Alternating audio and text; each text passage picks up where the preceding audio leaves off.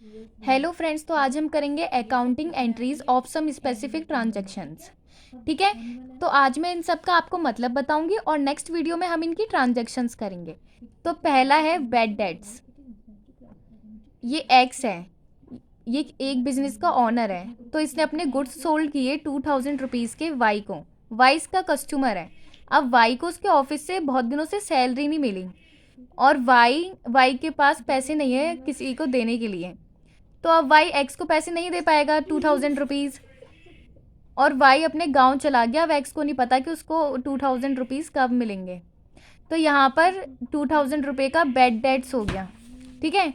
अब वाई कभी भी एक्स को पैसे वापस नहीं दे पाएगा, तो हम इसको बोलते हैं बैड डेट्स। और इसका दूसरा नाम है अनकलेक्टेबल डेट्स। नेक्स्ट है बैड डेट्स रिकवर्ड। अब यहाँ पर दोबारा यही वापस आ जाएगा। वाई की एक जॉब लग गई उसके गांव में वो कुछ काम करने लग गया। अब वाई अच्छा खासा इंसान बन चुका है, उसने बहुत सारे पैसे कमा लिए हैं और वो दोबारा वापस आ गया है जहाँ पे वो रहता था।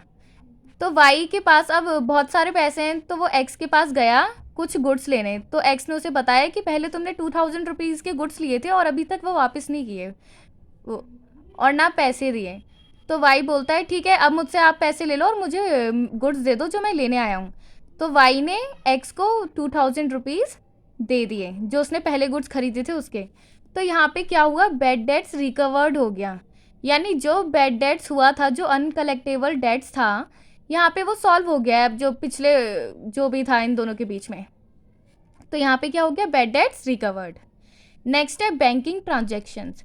अब बैंकिंग ट्रांजेक्शन्स क्या होता है, मान लो हमने बैंक में कुछ रुपीज़ डिपॉजिट किए और कुछ पैसे विड्रॉ किए।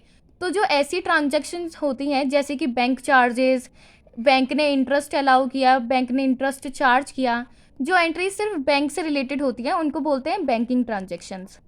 फोर्थ है गुड्स गिवन एज चैरिटी और गुड्स डोनेटेड। अब गुड्स चैरिटी में दे दिए या फिर गुड्स डोनेट कर दिए तो इसकी भी अलग एंट्रीज होती हैं जो कि मैं आपको नेक्स्ट वीडियो में बताऊंगी। फिफ्थ है distribution of goods as samples. अब आपने देखा है और आपने देखा भी होगा, जैसे किसी ने शैम्पू का बिजनेस खोला तो पहले कुछ शैम्पूज डिस्ट्रीब्यूट करता है।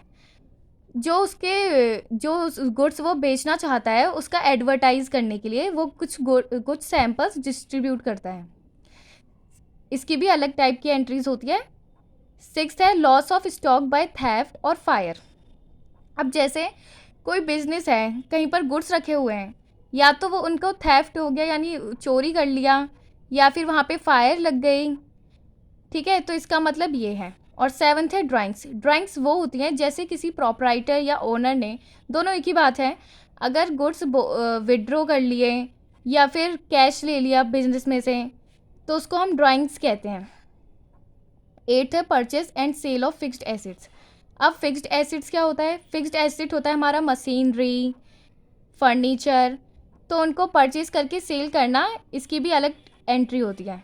Ninth expenditure on installation of machinery and on construction of building. अब एक्सपेंडिचर क्या होता है, एक्सपेंडिचर मतलब खर्चा, हमने कोई मशीनरी इंस्टॉल करवाई या फिर बिल्डिंग की कंस्ट्रक्शन हो रहा है, तो इसकी भी एंट्रीज अलग होती हैं। टेंथ मिसेलेनियस और सन्ड्री एक्सपेंसेस। अब मिसेलेनियस और सन्ड्री एक्सपेंसेस क्या होते हैं, वो छोटे छोटे खर्चे। अब जैसे किसी बिजनेस में मीटिंग चल रही है, कहीं पर मीटिंग चल रही है, तो उन लोगों के लिए जो रिफ़्रेशमेंट आएगी उनका भी तो कहीं ना कहीं कुछ होता ही होगा। जो वो रिफ़्रेशमेंट जिन रुपीज़ की आ रही है तो उसकी भी ट्रांजेक्शन होती है। यानी छोटे मोटे एक्सपेंसेस, ठीक है, उनका अलग ही नेम है, मिससेलेनियस और सन्ड्री एक्सपेंसेस। ठीक है। तो ठीक है फ्रेंड्स, बाय। और मैं इस नेक्स्ट वीडियो में इनकी ट्रांजेक्शन्स करवाऊंगी। ठीक है, बाय फ्रेंड्स।